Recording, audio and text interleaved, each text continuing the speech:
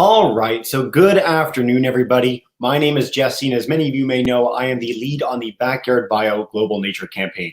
I will admit the last 2 weeks have been a little bit more hectic than I would have expected, and so I didn't get the chance to build up a presentation for today's program, so I wanted to take the chance to just highlight where we're at, what some of the next steps are, how you can get involved in these last few weeks, and what's coming next, and to answer any questions you may have. Today's program, there's no live groups. Everyone's tuning in on YouTube. So if you do have any questions, share in the YouTube chat bar, and we'll spend the last few minutes at the end of the broadcast answering any queries you guys may have. So let's dive in. First and foremost, a little over 2 weeks till showtime. The campaign begins on May 1st and goes through May 31st. Doesn't mean you can't get out now and start observing wildlife near you. Spring has sprung, so there's all sorts of cool flowers and other things popping up. You can even take it after. If you want to do Backyard Bio all year long, there's nothing to stop you. But the official campaign is May 1st through 31st. We wanted to keep it as concrete as possible so that people didn't feel compelled to do too much beyond that and just felt excited about the opportunity to share nature near them. So right now, we've got 150 plus classes and groups registered around the world. I think there's 15 states, 7 provinces, and we've got groups in Turkey, Ecuador, Paraguay, Australia, England, and Scotland, the various, in Mexico. So places all over the world. We're hoping for many more over the next few weeks. And so thank you so much for the early support as we build up this epic campaign. Right, some keynotes. First and foremost, if you're a group, if you're a family, if you're a classroom, there is no obligation in terms of the amount of time that you need to be spending with Backyard Bio. This is something where if you want to be doing it throughout the whole course of the month, fantastic. If you want to go on epic hikes for several hours and chart all you see in a nature or wildlife area, fantastic. What I'm hoping for from every group that's going to be involved is at least once during the month, spend just 30 minutes outdoors. 30 minutes is more than enough time that if you're paying attention, looking and listening for all the amazing things near you, you'll find a lot of species. Out my window right now, I can see 4 or 5 different species of birds and mammals right outside my front door. If you spend 10 minutes even, my contention is that anywhere you are on this planet, you will find 10 species close to home. So spend those 30 minutes, really pay attention to what's out there and see what you can find. If you want to spend more, fantastic. I hope that we get people that are really engaged and excited to spend a lot of time exploring the natural world near them. If you're doing that observation, sketch or photograph whatever you find. I know a lot of us have smartphones now, so it's very easy to take pictures of what lives nearby. But if you don't, or if you aren't a good photographer, you want to just sketch what you find, by all means draw.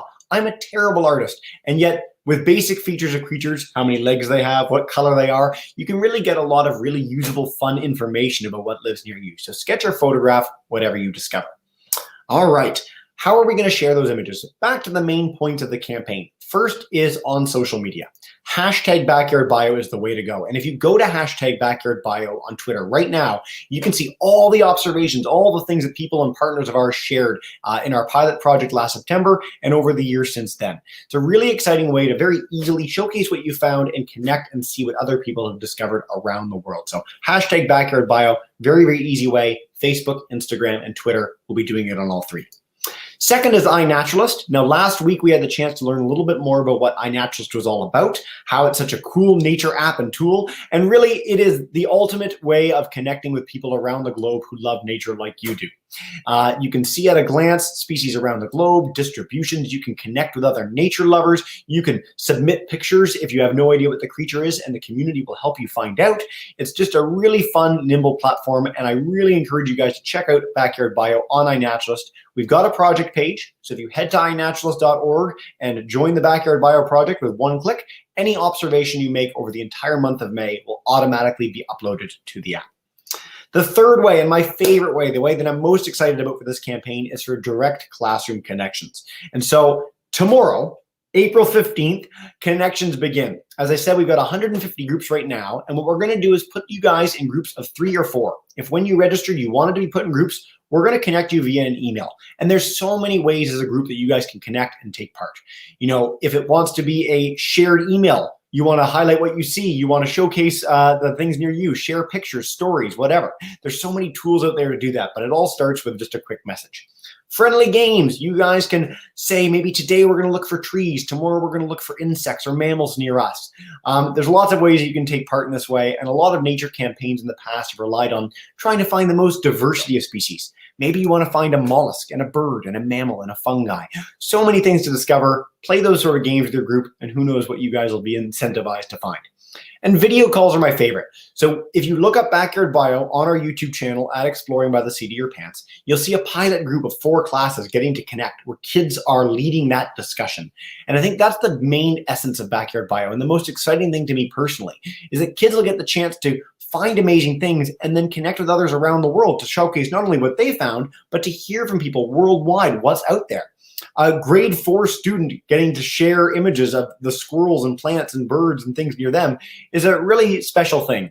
And so tomorrow we begin making those connections. We're going to try and make every effort to make groups as far apart around the world with one another. So it won't be 4 classes in Ontario where I am. It'll hopefully be an Ontario class and a British Columbia class, and maybe the group from Paraguay and a Texas class, so that you get this maximum diversity of places around the world that are joined together. All right. With that, I guess the only other thing really worth noting is that we are going to be continually updating you guys, showing pictures of some of our stalwart teachers and groups, highlighting new ways you can get involved, connecting you with resources to learn more, whether that's books or websites or more. It's meant to be a really fun collaborative program to inspire and springboard your group, family, kids, classrooms into learning more about the natural world and finding out how they can take action to help protect it. So all of this is on the website on BackyardBio.net. You can register your group there. You can learn about all these things now. It's in 3 languages now as well: English, French, and Spanish. So whatever you speak at home, I encourage you guys to check that out and get involved. It's been so thrilling getting a chance to talk to you about this today.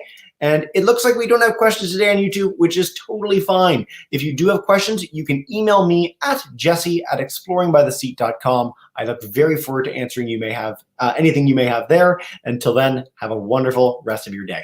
Thanks so much, guys.